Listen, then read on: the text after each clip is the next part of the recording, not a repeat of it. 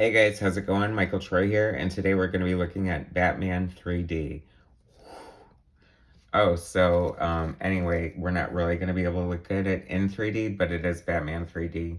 The person sent me an extra pair of glasses, which is nice, so I don't have to cut the ones out of the book, the ones that come with it, although those don't look super functional. But anyway, so when is this from? There was this big, 3D kick in the 80s, I want to say. Uh, 3D is one of those cyclical kind of things that comes back when you least expect it. And I'm, until it flies out into the audience and smacks me in the face, I think I'm fine without 3D.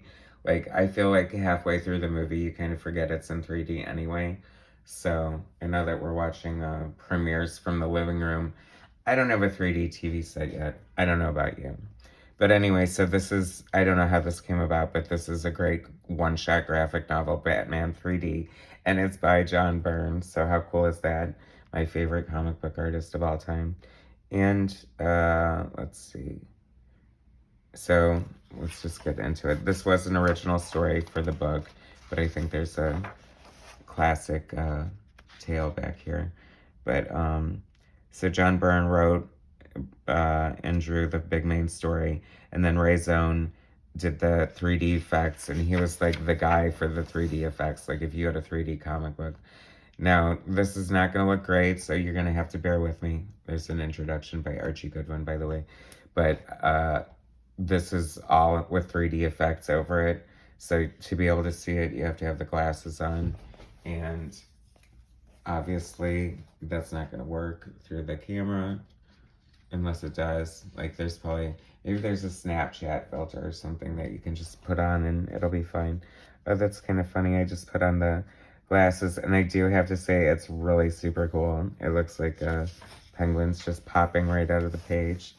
And this is John Byrne's art, looking really solid. I want to say this is around the Namor time, because he's using the duo shade.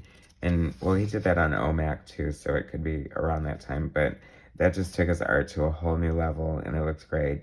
And this 3D is so cool. You guys have to see this. I know it's going to be super annoying for me to freak out like that, but it's really fun just because it looks 3D. It's so simple. Like these stupid red and blue glasses are just making everything pop right off the page. Batman's walking on those blocks, and I love it. This is pretty straightforward story, I think, just an excuse to get Batman up against all his rogues, and Batman does have the best rogues gallery. This is such a stark contrast from, we just looked at Batman Arkham Asylum the other day, and that's definitely a much darker Batman story for sure. But I love a classic Batman tale, superhero detective. We're coming up. I love that Commissioner Gordon looking all 3D in his office. And there's Venetian blinds. Those were very prevalent in 80s comic books. I wonder if people still use those. But, I mean, they do in real life, but do they do that effect a lot in comic books? It seems a little dated, but timeless at the same time. I'm sure it goes way back. Great shot of Two-Face, Harvey Dent there. It feels like, it's funny because I'm sure he's coming up, but never been a fan of John Byrne's Joker. I think he looks a little silly. I think he's going for too much of a literal translation of what Bob Kane was doing with him. But that's just my opinion, because I just love the way he draws. Like, here comes Riddler, and it's always so exciting to, see Batman's rogues pop into the screen. Anyway, is this killing your eyes with the 3D? I wonder, I have to watch it without the glasses and see how awful it must be. But if nothing else, it's going to make you, especially if you're a John Byrne fan, to see his art in 3D. I mean, it's gifts like that over the years we've been given. This is totally popping. I love that. That looks so cool. So, I mean, a John Byrne in 3D. How cool is that? It's funny, I don't know if they mass produce this or what the deal is, but these are like all over the place on eBay, so you'll have no problem getting one if you want one. I think they reprinted this in a Batman black and white, maybe in the omnibus or something like that, without the 3D effects. And the art is just so cool and solid. I love that. I mean, you're doing a 3D book, so of course you want to do a giant bowling pin. Why wouldn't you want to? But anyway, there's the Joker. He doesn't actually look that bad as he normally does, to me, by Byrne, but giving me a little bit of a David Bowie vibe. David Bowie would have been like a really good Joker. I'm sure we can all agree on that. And if we can, I don't care, because I was born on David Bowie's birthday, and you weren't, so ha ha ha. Oh, this is such a great page, all the rogues there. If you could just see this in 3D, you just have to get this book. I got it for like less than $20 on eBay, and it was totally worth it. I used to have it, but it's in some attic in Ohio, and it's easier just to blow all my money on crap I already have. It's so funny. Like, that's what you want, is a big 3D penguin ass in your face. Oh my god, these stars floating out. This is killing me. I'm having so much fun looking at this book. I can't even tell you guys. But, oh, and the Batcave and the Batcave. The Batcave in 3D. How cool is that? With the big penny.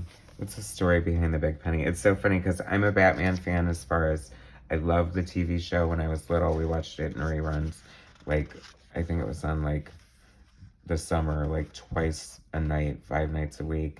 And so, of course, we love that. And, you know, who isn't a fan of Batman, but I never really read the book and stuff. So his Batcave's a mystery to me with the trophies. Like, where'd the dinosaur come from? Where'd the big penny come from? I mean, these are all very easily Googleable answers, but you should put them in the comments for me to make it more fun and interactive. And I'm so happy to see, okay, so this is a pinup gallery.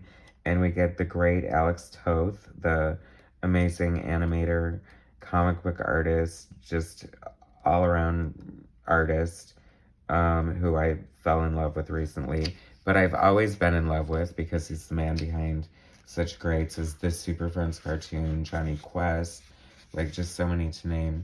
And I know you know him if you're a Batman fan like I am. And that is a great shot there. I love that. Oh, that's so cool. I think this is Dave Gibbons. Now that is like a really cool take on the Joker. I think that mixes, like, it's kind of like a Brian Bolland Joker along with a classic Joker, and just really hitting the mark for me. I feel like that's Brett Blevins, who I really loved a lot of his work in the 80s, like on the New Mutants and stuff like that. Great Barry Windsor-Smith shot here. The Joker playing 52 pickup. There must be at least 52, if not more cards here. If you could see this in 3D, it's so cool with the cards just floating around him. Does this give you any idea of how cool this book is? Because it is really cool. And of course, the great George PÉREZ. And of course, he's going to do this. It's in 3D, so he's going to do this major, like, complicated, detailed perspective shot because it's George PÉREZ and he loves us enough to give us beautiful art like that all the time. And that's why we love him.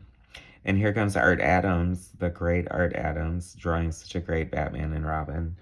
I loved his contribution to Batman 400 and so much fun. Oh, those penguins dive bombing him.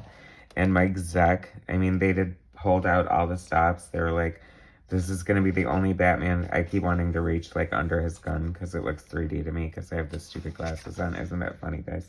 And, but I love Mike Zeck's art. Kraven's Last Hunt with Spider-Man is, like, easily one of the best comic book stories in history. Some great art. I love his art. So many great Punisher images. I know he's all controversial. Jerry Ordway, another great favorite. This is like a who's who. It's funny because he was more known for Superman at the time, so Superman's the main figure. And there's Batman and Robin inside the bat plane, I'm guessing. But where's, I mean, yeah, it has to be because it has a bat head on it. And here's Jim Aparo. It's funny because I feel like I started getting Batman and the Outsiders like right when Alan Davis took over, and so I way preferred his art to Jim Aparo, but I've since gained such a great appreciation for Jim Aparo's work, and he would pencil, ink, and letter 1 page a day, and that was like his rigid like work ethic, because those guys were pros back then, and that's how he rolled. And here's a great shot from Mike Mignola. Of course, he's got the man bat with him because it's got to be all creepy and horror, and there's a cool looking statue in the back looking all gothic and awesome. Here's Klaus Jensen, the unsung hero, the anchor finisher for so many things. Frank Miller's great partner on Daredevil and The Dark Knight Returns, so that's a great shot there. He's done a lot of great Batman work over the years. And here's a tale from the 50s that they 3D-ized. Is that a word? It is now. But that's fun. All these robots. I love his puffs of smoke and 3D here. I'm telling you, this 3D experience, like, color me old school, but this is way more fun than I've had in a long time. Looking at a comic book. You guys need to get this with 3D glasses. I'm not joking. This is more fun than a man my age should be having. Looking at a comic book in 3D with great 3D effects by Ray Zone. So that is the Batman 3D graphic novel. It is fantastic. It's loaded with great art, great pinups. The 3D looks so amazing. You guys definitely need to check this out. Please subscribe to my channel and smash that like button, and I'll bring you some more content later. All right, thanks so much, guys. Take it easy.